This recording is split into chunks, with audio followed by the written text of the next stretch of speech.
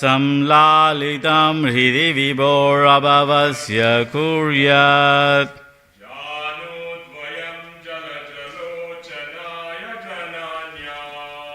Janudvayam jalajalochana chananyam.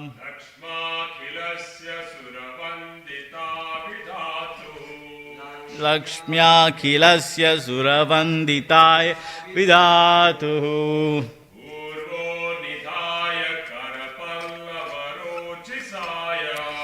Urvo nidaya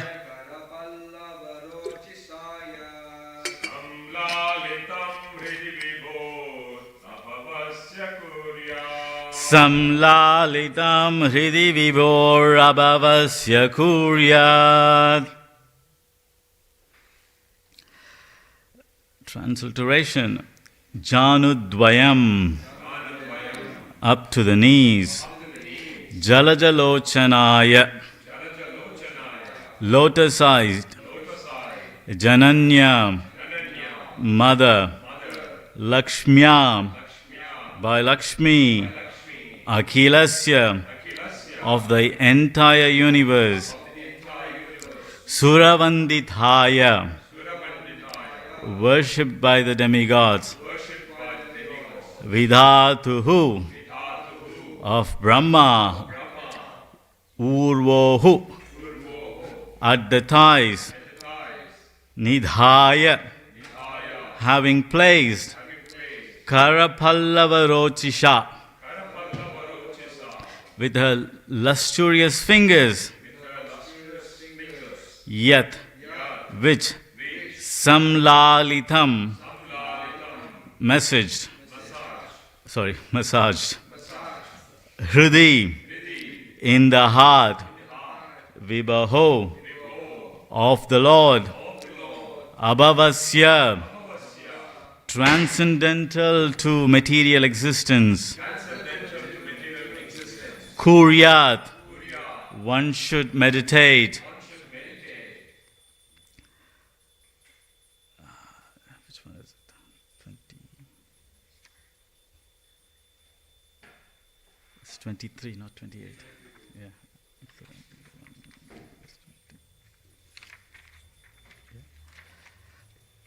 Translation: the yogis should fix in his heart the activities of Lakshmi, the goddess of fortune, who is worshipped by all demigods and is the mother of the Supreme Person Brahma. She can always be found massaging the legs and thighs of the transcendental Lord, very carefully serving him in this way. Please repeat after me. The yogis should fix in his heart the activities of Lakshmi, the goddess of fortune, who is worshipped by all demigods and is the mother of the Supreme Person, Brahma. She can always be found massaging the legs and the thighs of the transcendental Lord, very carefully serving him in this way. Purport by His Divine Srila Prabhupada ki jai. Brahma is the appointed Lord of the universe. Because his father is Garbhodakashayi Vishnu, Lakshmi, the goddess of fortune, is automatically his mother. Lakshmi ji is worshipped by all demigods and by the inhabitants of other planets as well. Human beings are also eager to receive favor from the goddess of fortune. Lakshmi is always engaged in massaging the legs and the thighs of the Supreme Personality of Godhead Narayana, who is lying on the ocean of Garbha within the universe. Brahma is described here as the son of the goddess of fortune, but actually he was not born of her womb. Brahma takes his birth from the abdomen of the Lord himself. A lotus flower grows from the abdomen of Garbhodakashayi Vishnu, and Brahma is born there. Therefore, Lakshmiji's massaging of the thighs of the Lord should not be taken as the behavior of an ordinary wife. The Lord is transcendental to the behavior of the ordinary male and female. The word abhavasya is very significant, for it indicates that he could produce Brahma without the assistance of the goddess of fortune. Since transcendental behavior is different from mundane behavior, it should not be taken that the Lord receives service from his wife just as demigod or human being might receive service from his wife. It is advised here that the yogi always keep this picture in his heart. The devotee always thinks of this relationship between Lakshmi and Narayana. Therefore, he does not meditate on the mental plane as impersonalists or voidists do. Bhava means one who accepts a material body, and abhava means one who does not accept a material body, but descends in the original spiritual body. Lord Narayana is not born of anything material. Matter is generated from matter, but he is not born of matter. Brahma is born after the creation, but since the Lord existed before the creation, the Lord has no material body. Om Ajnanatimirandasya Gyananjana Salakaya Shakshurunmilitam Mena Tasmai Shri Gurave Namaha. Shri Chaitanya Manobhishtam Stapitam Mena Bhutale Swayam Rupa Kadamayam Tadati Swapadantikam.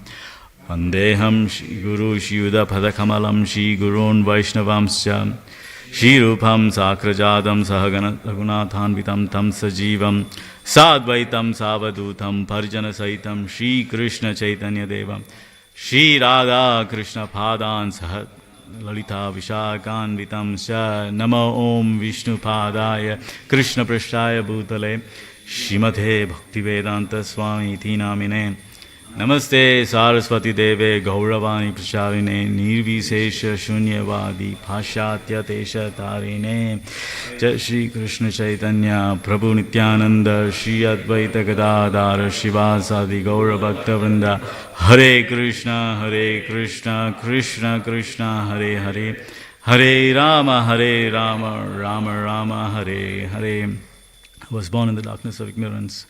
My spiritual master opened my eyes with the torch of knowledge. Offer my respectful obeisances unto his lotus feet. Mukham karoti vatsalam bhango langayate girim yat kripa tamaham vande Shri Guru Shri Dinatarinam tavaivasmi na jivami tavaivinam iti vigya devitvam nayamam charanantikam. Hare Krishna everyone. Hare Krishna. Welcome to this morning Bhagavatam class. A beautiful verse, very much grammatically nicely formed verse. So here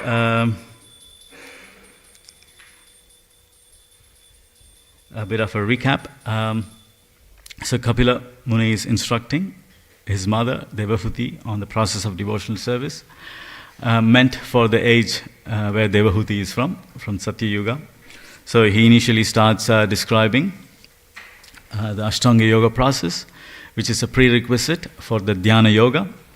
Then he is describing Dhyana Yoga, or meditating on the form of the Lord.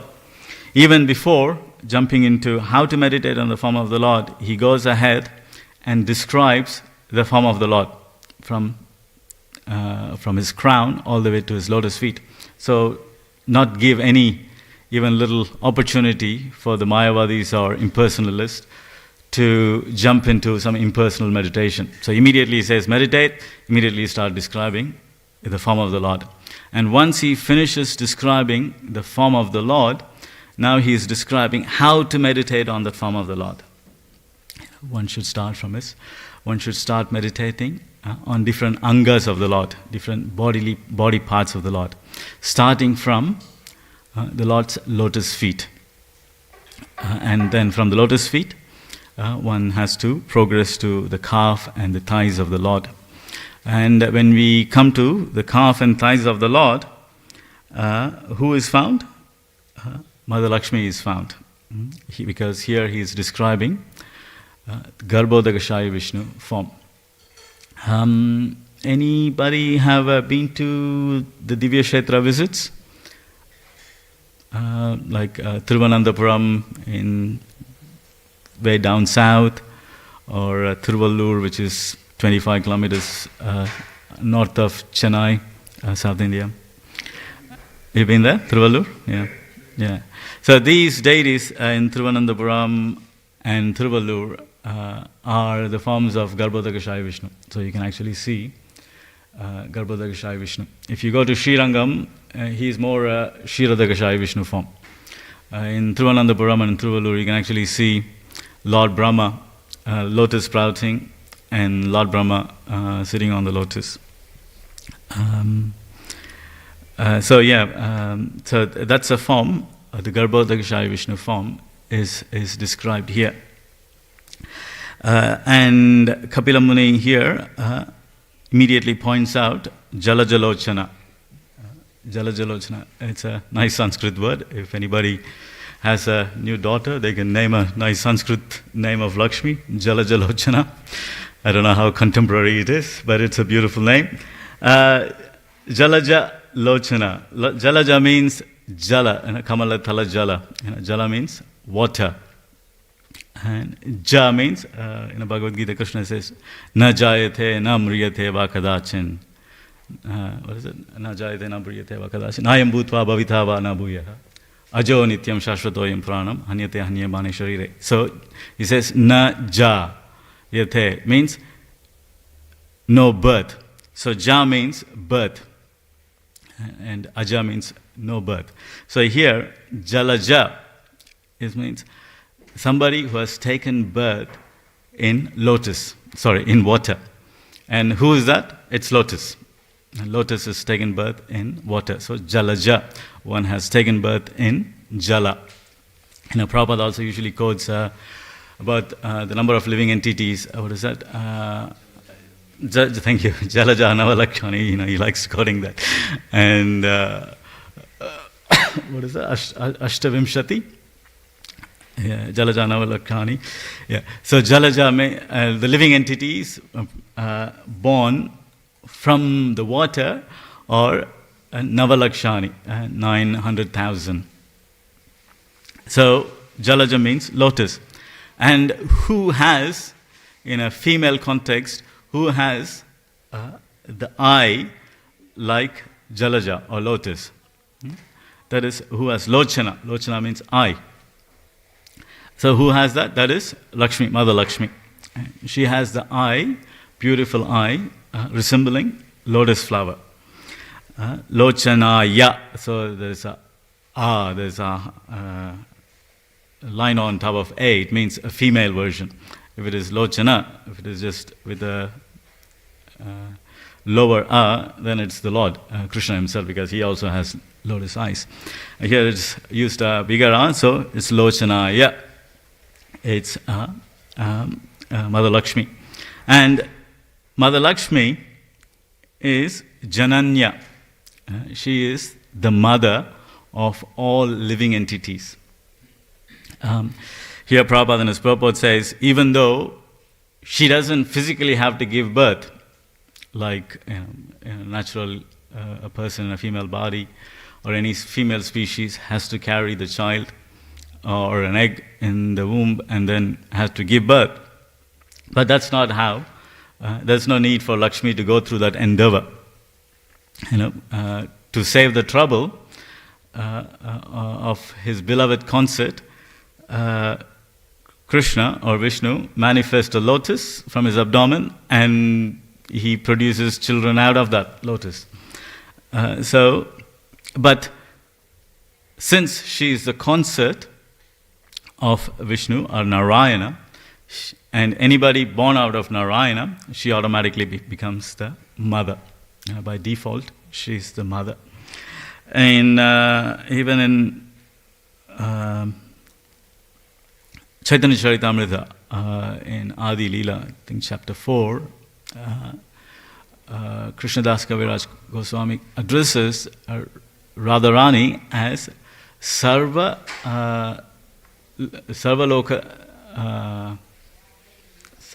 Mata, the mother of the entire universe. Mother of the entire universe, Radharani. So there's two ways of understanding. One, because Lakshmi or Radharani is the eternal consort of the Lord, and since Lord is the father of the living entities, what is that? 14.4 Bhagavad Gita. Aham bija pradapita. I'm the seed-giving father. I'm the father.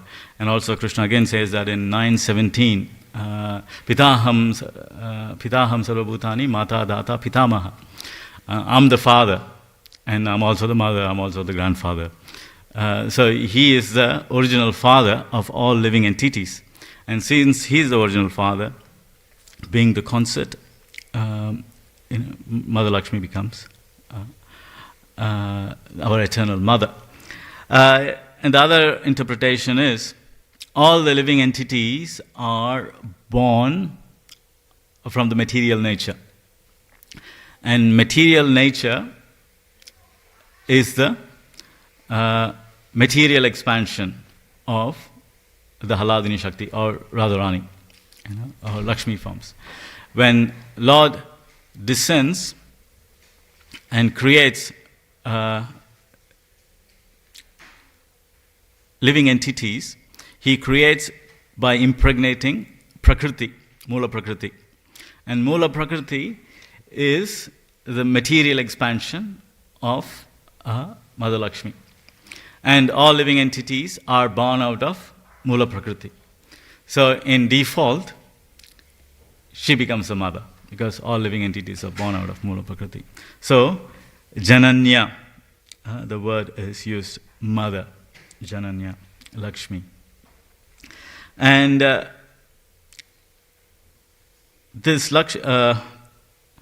and she is Vanditaya, worshipped by all the living entities, worshipped by demigods, even Lord Brahma, and all human beings.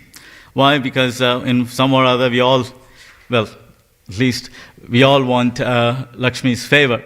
For devotees, we want Lakshmi's favor because she is the via medium for the service to the Lord.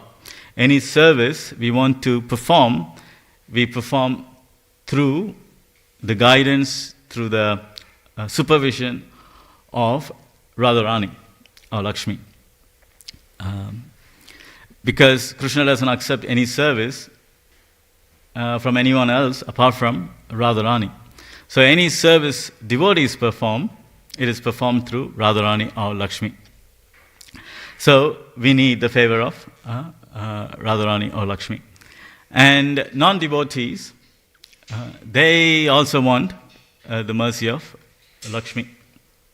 So because they want to enjoy, and who is a better benefactor or provider of wealth than Lakshmi herself. So even the materialistic people worship Lakshmi we have Lakshmi Puja, Diwali, where they worship Lakshmi. So materialistic people interested to gain wealth, fame, all the 6 opulences of the Lord, because she is the embodiment. Again, Chaitanya Charitamrita, Krishnadas Kaviraj says, she is the embodiment of all 6 opulences of the Lord. So anybody who wants to enjoy or to own one of those opulences has to worship her. Even Shankaracharya has drafted a poem called Kanakadara Stotram. Swami, you know Kanakadara Stotram? Yeah, it's a famous one in South India. I'm not going to ask you to chant. So it's a prayer sung for to praise Lakshmi, to get material opulence. The story goes, Shankaracharya was, as a bhikshu or as a sannyasi, he was begging alms. And she went to a house of this young woman, and apparently a very beautiful woman, very young age, but she was living in absolute poverty. She didn't have anything to offer for a sannyasi visiting, especially a great sannyasi like Shankaracharya. All she had was a little gooseberry. Anybody knows gooseberries? Amla, that's right, yeah. Little gooseberry. And that's all she had. She had one gooseberry. And she gave it to Shankaracharya. And he couldn't tolerate the poverty of such a beautiful but kind girl. So he drafted this Kanakadara Stotram, 8 verses glorifying Lakshmi. And Lakshmi, out of that prayer, a beautiful prayer, she manifested and filled the house of the young lady with full of gooseberries out of gold, made out of gold. Kanaka. Kanaka means gold. One who blesses through these prayers. Where was I? Through the prayers, Lakshmi has offered Kanaka, gold, to this young woman. So even materialistic people or people in poverty, they all seek the mercy of Lakshmi. And Lakshmi, who is she? Who is Lakshmi? Eternal concept of the Lord. But Krishnadas Kaviraj again in chapter 4, Adi Leela, says, as the Lord is the fountainhead of all incarnation, as Krishna is the fountainhead of all incarnations, when he expands himself through his Vaibhava Vilas or through his original form, he, plenary expansion or his full expansion, his pleasure potency, the Haladini Shakti, also expands with him as his eternal concept. And so in Vrindavan, it's Radharani. And in Dwaraka, the queens of Dwaraka, they are considered the reflections of Radharani. And in Vaikuntha planets, or in the material world when a Lord appears as Garbhodakashaya Vishnu or Shirodakashaya Vishnu, she expands, the same Radharani expands partially as various Lakshmis. But the Raja Lakshmi, the queen of all the Lakshmis, is Radharani herself. So all these Lakshmis are expansions.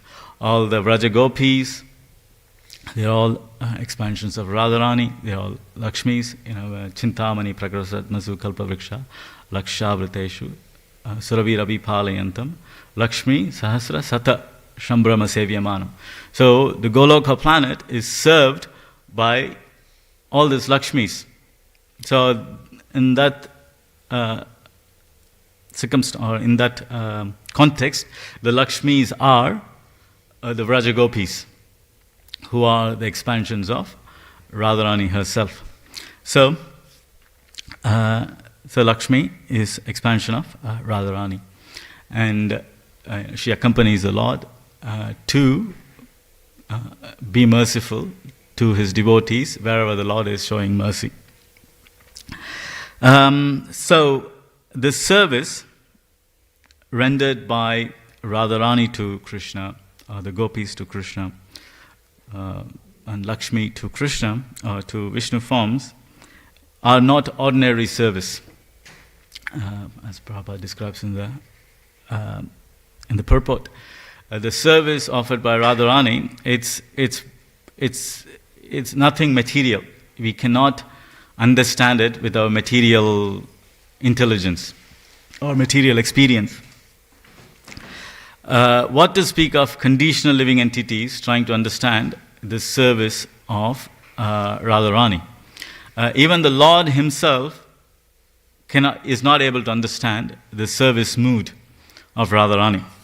And that is the reason, one of the antaranga karanas, one of the three internal reasons for Mahaprabhu to appear is to understand the mood, the loving service mood of Radharani, which even the Lord couldn't understand.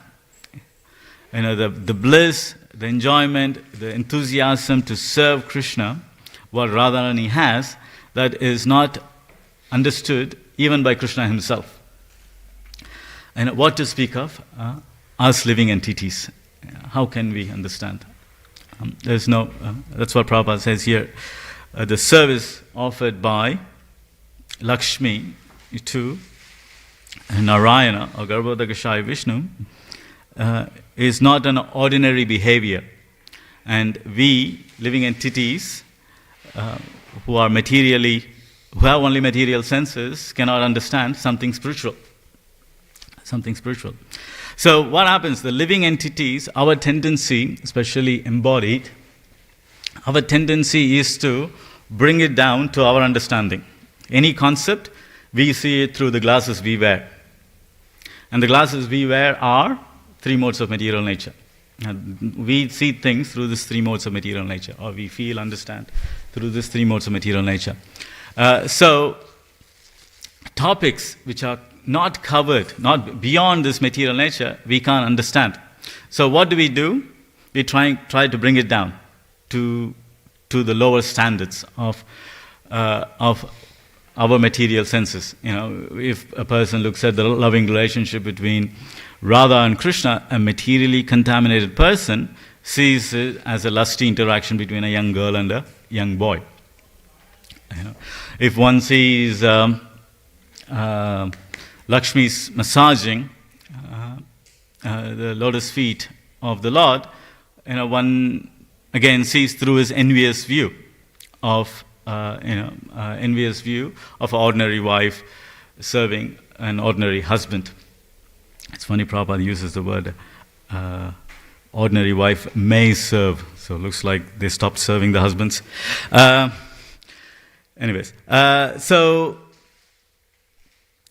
is the nature of our mind. The reason behind it is our mind, what is that verse? 342, Bhagavad Gita, Indriyani para ahur, Indriyani para manaha, manasya para buddhi, yo buddhi paras tu saha. The indriyas are superior than the objects and the time and the circumstances. It's superior. And superior than the indriyas. Indriyas are our senses, physical senses. Superior than this physical senses is our mind. And superior than the mind is buddhi, the intelligence, which gives the resolution or resolute nature. And superior to buddhi is the soul, saha, the soul himself. So, the buddhi, in a materially contaminated state, is not accessing the soul, even though the soul is considered, or the buddhi is considered closer to the soul, but since it is contaminated, it is not accessing the soul. Like I can give a mundane example, like India and Pakistan. They are very close to each other, but somebody from India can't access Pakistan. They have to go around because the access is blocked by whatever geopolitical reasons. Similarly, the buddhi, even though it is close to the soul, it doesn't have access to the intelligence of the soul. So what does the buddhi do? It relies on the opportunities given by the mind, the instructions, the tantrums, what the mind puts up, and the intelligence supports that. The mind says, I want this today. The intelligence gives, the buddhi helps one to achieve whatever the mind wants. And the next day it wants something else, and the buddhi does the same thing. And then the senses follow it. So when this contaminated intelligence and the mind starts looking at spiritual topics, it goes to its memory bank and looks up things which it can relate to or understand. And what the contaminated buddhi and mind can understand is previous vasanas or previous experience, what it has seen. And naturally, it tends to liquidate or bring it down to what it understands. Do I make sense? So that's a guiding principle, how the living entities starts understanding spiritual topics, based on their previous experience of the buddhi and mind. But as soon as one takes up devotional service, the buddhi is slowly replaced or purified with the instructions coming from the scripture or guru or sadhu. And then the buddhi prevents the mind or questions the mind. The mind says, I want this today. And the buddhi says, look, you want this today, but the scriptures or my understanding of the scriptures and the instructions is something else.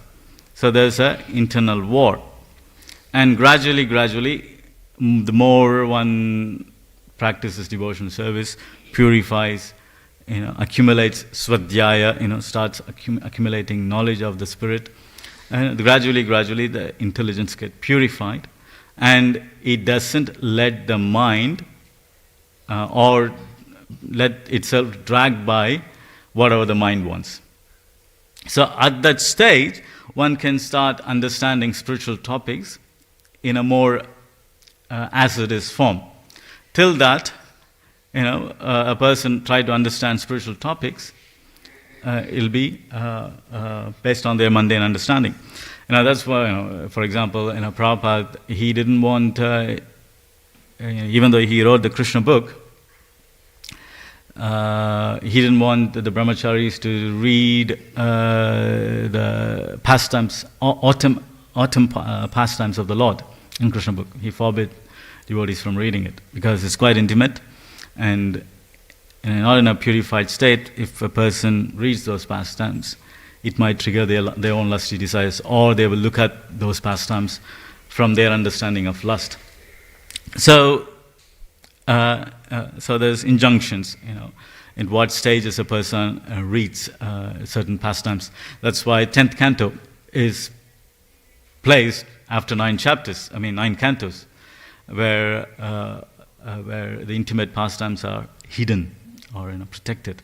Generally, the understanding is when a person who is not really spiritually inclined or just reading it for intellectual reasons, when they come to 5th canto, they buffer out, because the 5th canto just is so confusing about how the planetary systems are formed and this and that. They usually buffer out, and then they lose interest to move forward if they're not devotionally inclined. So it's kind of protecting, safeguarding the intimate pastimes for their own protection.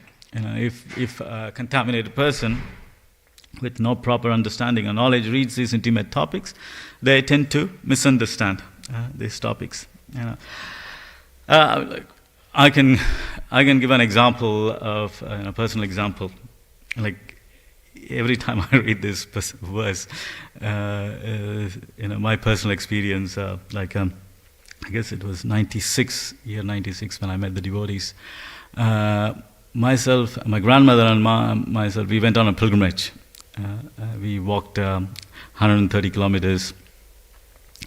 And end of the trip, my grandmother, she was front of me, she bought Bhagavad Gita, and I was later, and I bought books from the devotees.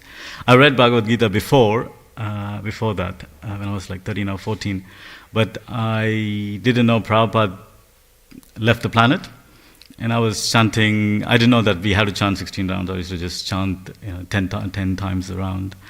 And I was always hoping, I got to go to Sydney to see Prabhupada, because in Bhagavad Gita, Prabhupada signs, 1971 or 72, Sydney, Australia. I was like, okay, that's where Prabhupada is for me. So I was thinking 14, 15, I got to go to Sydney to see Prabhupada. And but when I met devotees, I was like, came to know that Prabhupada left the planet even before I was born.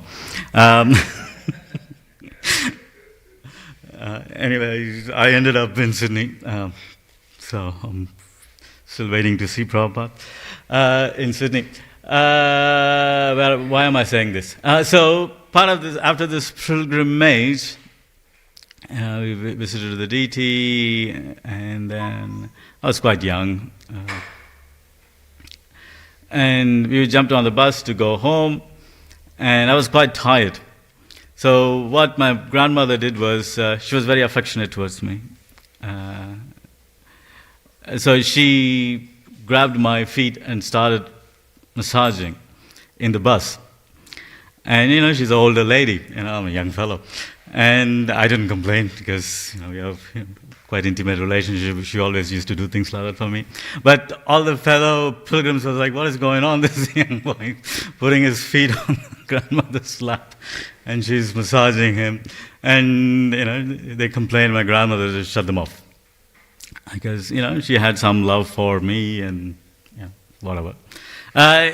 So what I'm getting at is, like, even when I read this, that's a pastime. It comes to my mind. Pastime. That's that's the experience which comes to my mind about how my grandmother, was caring for me and massaging me. So similarly, as a contaminated mind, we tend to relate to the experience which we know, and not how the relationship between the Lord and His eternal concepts are. So, what to speak of, in a generic sense, a materially contaminated person misunderstanding the relationship between the Lord and His concept. The Mayavadis are the expert in misinterpreting this. We materialistic people, at least based on our material experience, try to see. But Mayavadis are much more sinister. Every opportunity they get, since they are extremely envious of the Lord, they tend to bring down the pastimes. They poison the pastimes of the Lord. They are very expert in it, in poisoning. That's why Mahaprabhu prevents this. What is it? Mayavadi bhashya sunle, sarva hoy nash. Just to hear from a Mayavadi, it destroys any devotion a person has, because they are just expert in polluting the intimate, polluting the vision what we have of the Lord, or the intimate pastimes of the Lord. So one has to be very careful. They don't recognize Lord as the supreme, and because of that envy, any pastimes they come across, they always put an envious cover on top of it, and look through envy, serious envy, and pollute the sweetness, the service attitude, the sweetness, present in interaction between Krishna and his devotees. The example what we can see is who is that? Ramananda Puri. and from Mahaprabhu's pastime. Ramananda Puri was an impersonalist or a Mayavadi. And he was very, by nature, he was very envious and fault-finding in nature. So, who is Ramananda Puri? Ramananda Puri is a disciple of Madhavendra Puri. So he's the godbrother of Ishvara Puri, Advaita Acharya. So he is Mahaprabhu's, godfather status, because Mahaprabhu took initiation from Ishvara Puri.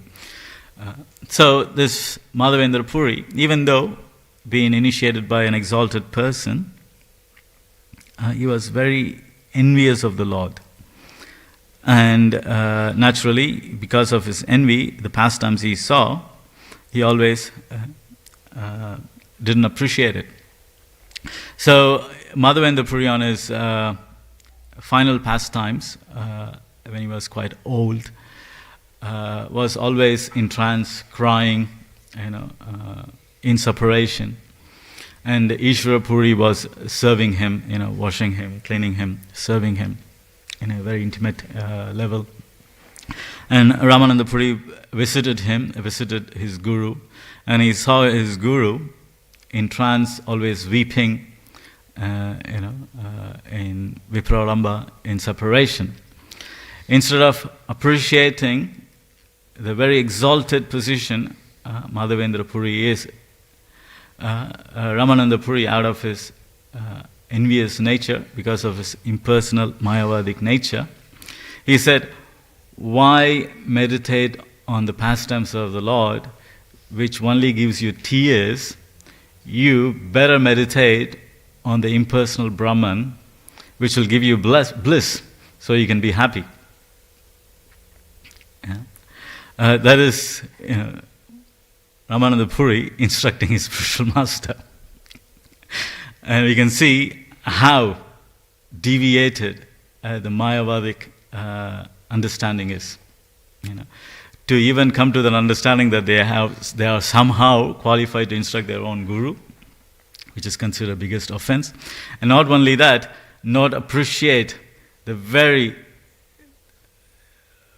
the topmost mood. What is that song we sing?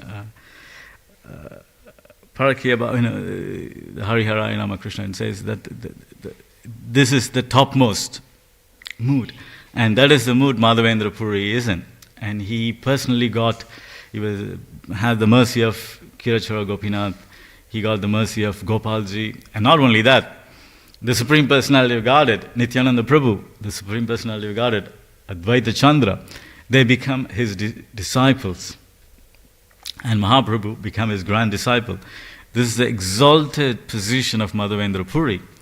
But because of the envious nature, of the Mayavadi nature of Ramananda Puri, he could even criticize Madhavendra Puri.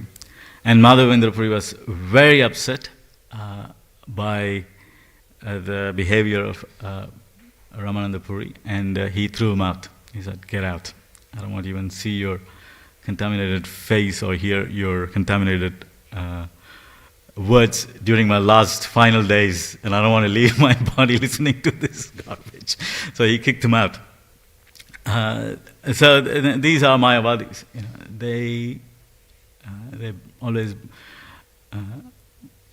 even bring down the intimate pastimes of the Lord or devotees to their own level of impersonalism or voidism, and they think there's real bliss in it.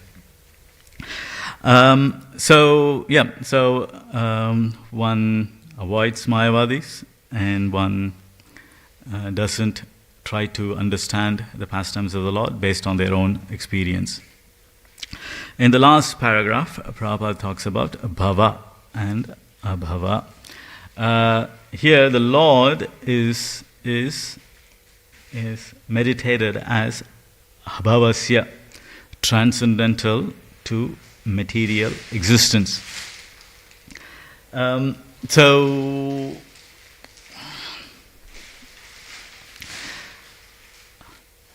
transcendental to material nature.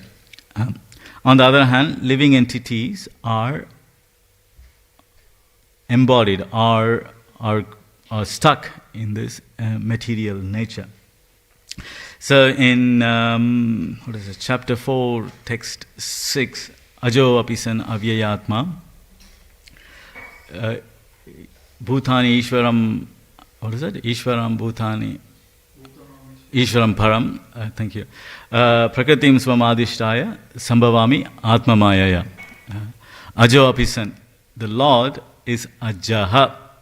We saw Ja means birth. Ajaha, he doesn't take birth like ordinary living entities into this material world. Ajaha and Ajo apisan avyayatma. So his form is avyayam. It is not materially contaminated. It doesn't degrade like our body degrades. He is always Nitya Kishore. He's always 17 years old. In the battlefield of Kurukshetra, Krishna had many grandchildren by that age. But when, for the vision of Bhishma, he looked like this young man, beautiful young man, with his, carrying this wheel, broken wheel, and charging against him. This beautiful form, young man. So his body doesn't deteriorate, avyayam. And not only that, this Bhagavad Gita verse, he is the Ishwaram of all embodied souls. And he appears, Prakritim, in his own form, through his own internal potency. He appears out of his own goodwill. He doesn't take birth like us, who are forced to take birth in this material world, forced to take birth. And the Lord is not like that. He is Prakriti Adhishtaya Sambhavami Atma Mayaya. He appears out of his own, through this agency of his internal potency. So, he is called Habhava, one who doesn't take birth through the agency of material energy and who is beyond the material energy. In Mukundamala Stotra, verse 2, Shri Vallabheti, Varadeti, Daya Paradeti, Bhakta Priya Veti, Bhava Luntana Kovideti. Bhava Luntana Kovideti. So the Lord is described by King Kulasheka as Bhava Luntana Kovideti. What to speak of being above the bhava or the material. Bhava means material birth and death. So what to speak of just being above the material birth and death. He is Bhava Luntana Kovideti. He, for Bhakta Priyas, for his devotees, he plunders. Luntana means plunders the repeated birth and death what they are going through. That is the glory of the Lord. Bhava Kundana Kovideti. And out of his mercy, he plunders the repeated birth and death of his Bhakta Priyas, his devotees. So his Lord is not just above and beyond material nature. Is Bhava Luntana Kovideti. He is also a rescuer or plunderer of the material world we have taken as home and being appearing here birth after birth. So that is the nature of the Lord. I will stop here. If you have any questions or comments, fire away.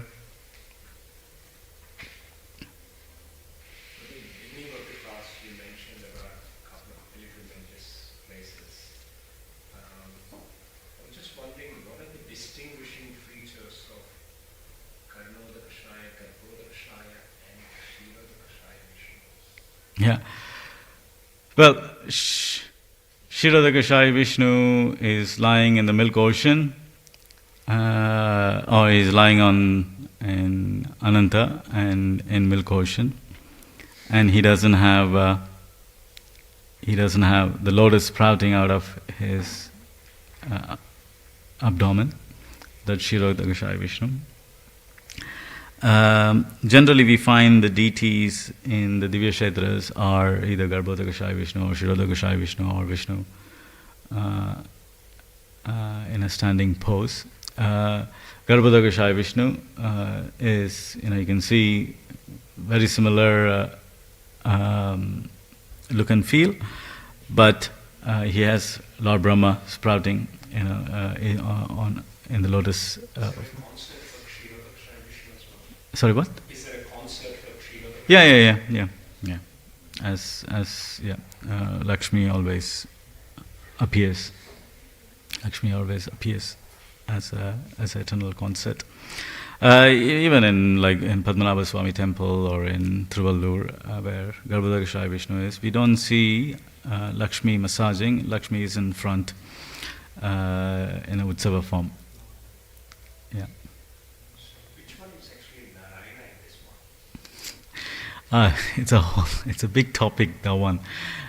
We have to understand the Chatuvyuhas and Sankarshanas and then Narayana. As a generic term, we can call the Vishnu forms lying in Garbhodakashayi Vishnu form as Narayana. Narayana means also one who has taken birth, or one who has appeared on the water. So Garbha water, he can be called Narayana as well. But to understand the whole hierarchy, if you read in the early parts of Chaitanya Charitamrita, it is mentioned.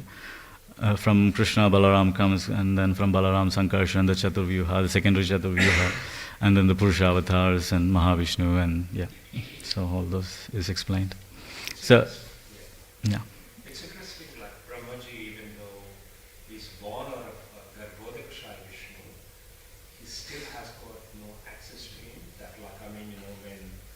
when he's get disturbances, when he's actually being heard from demigods, he can't even have a look at Kshirodakashayi Vishnu. No. He has access to Kshirodakashayi Vishnu. He doesn't have access to Garbhodakashayi Vishnu. Even though he was born out of from the Garbhodakashayi Vishnu, he traveled back and forth, but he couldn't find the Lord. And then the Lord appeared as Kshirodakashayi Vishnu for Brahma to access. So every time there is disturbance in his universe, he goes to the milk ocean, Kshirodakashayi Vishnu. He says milk ocean is Kshirodakashayi Vishnu. Can he actually see him? In some circumstances he can, and sometimes he doesn't. For example, when he approached before Krishna's birth, he couldn't see him. But there are other circumstances where he could see him.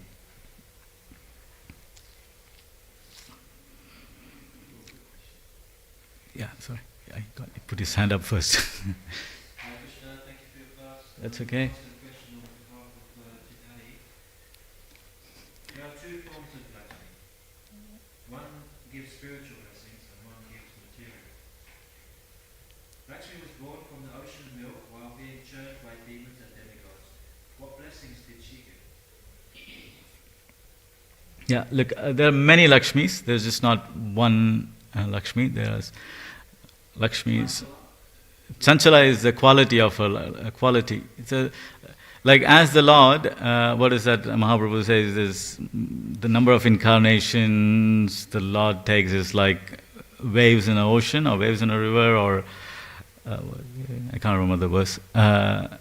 So the number of incarnations Krishna takes is unlimited. And to support Krishna, Lakshmi also takes unlimited incarnations. So there's not just one Lakshmi, there's plenty of Lakshmis. There's an unlimited number of Lakshmis.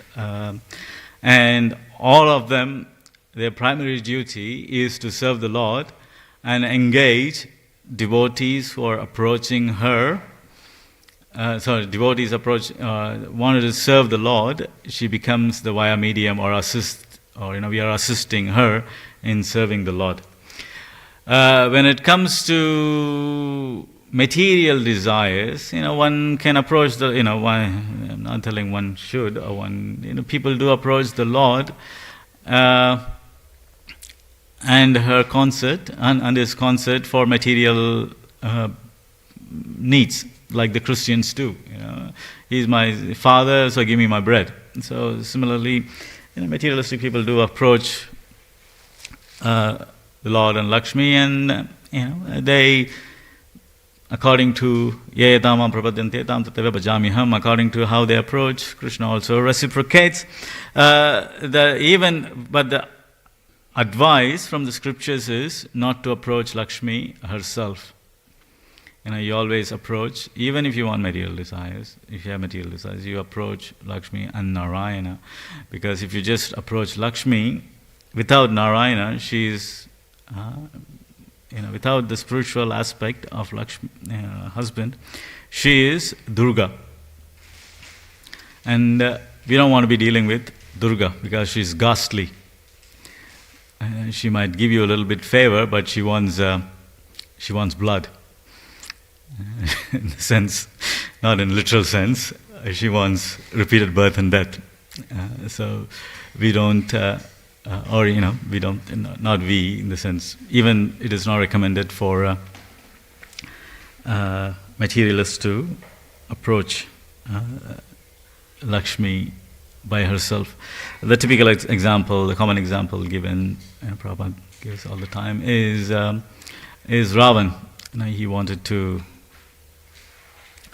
He wanted Lakshmi, Mother Sita, without Ram, and his whole dynasty got destroyed. So people, even who have material desires, if they approach the Lord and Lakshmi, then their material desires get purified, they get what they want, and eventually they will come. If you just approach Lakshmi for material benefits, it's not a good predicament to be in. There's a part two, okay. Who are Ramananda Puri and Madhavendra Puri in Krishna's pastimes in the spiritual world? I wouldn't know. I don't think so Ramananda Puri is in Krishna's pastimes because he's been rejected. For some unknown reasons, he still got the mercy of Mahaprabhu, but he ended up as an impersonalist. That's right. His liberation is impersonal liberation. He attained impersonal liberation, so he didn't have Krishna's pastime personification. Madhavendra Puri, I don't know. Gaura Ganadesha Deepika will answer that question. Gaura Ganadesha Deepika, Kalpavriksha, sorry. Jathila, okay, here we go. Yeah, so I can't remember all those. Yeah. Prabhu, what's your question? Just on what the Ripu was mentioning, there's a reference in the second canto where the Lord came and shook Brahma's hand. Do you know if that's Prabhupada Vishaya Vishnu? You know when he goes? Yeah, that's right. Yeah. In that part, we can logically conclude it's Garbhodagashaya Vishnu, but he can manifest as Narayana and come and handshake him. Not necessarily he should have the lotus hanging all the time where he goes. He can just come. Because the logical inference is the universe hasn't been created for him to enter. The secondary creation happens after Brahma starts, and then he enters as Kshirodakashaya Vishnu to propagate it. So logically, see, but we don't really get into these technicalities. Here and there. That's for Ravi. Prabhu, you did actually name the consorts of Karnodakashaya Vishnu and Kshirodakashaya Vishnu. Are they different forms of Lakshmis as well? Yes, they're all. Yeah, they're all called Lakshmis. Yeah, if they all have different names. For example, one of the Divya Kshetras, very close to my house, just 10 kilometers, is one of the Divya Kshetras.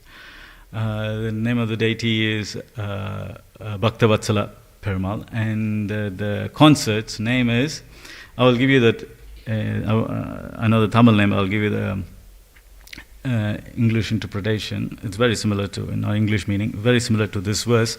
She's called the mother, her name is the mother who gave birth to me. That's her name in Tamil. That's her name. So that's the name of the Lakshmi there. If you go to Tirupati, anybody can tell me who's the name of the Lakshmi there in Tirupati?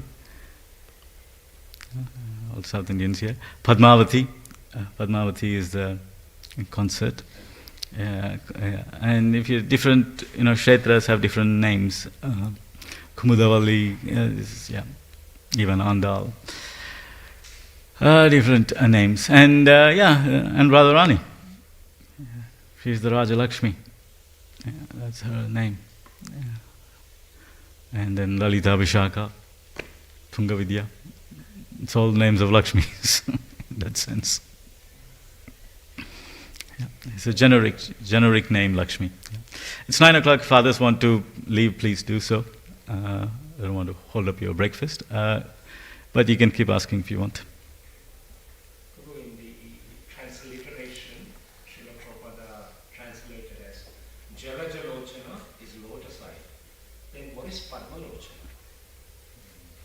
Jalaja means lotus, Padma means lotus. It's a different name. Jalajalochana and Padmalochana is one of the same. Yeah, it's a different name for lotus. I have a question. Okay. And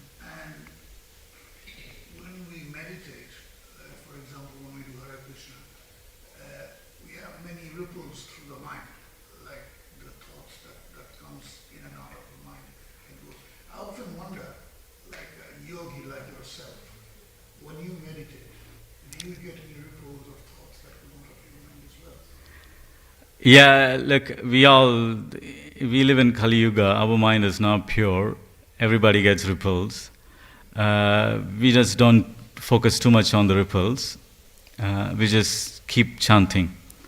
Just by chanting, eventually the mind it calms down or doesn't calm down, but the Mahamantra, the Hare Krishna Mahamantra is so powerful, even if the mind wanders, it's okay.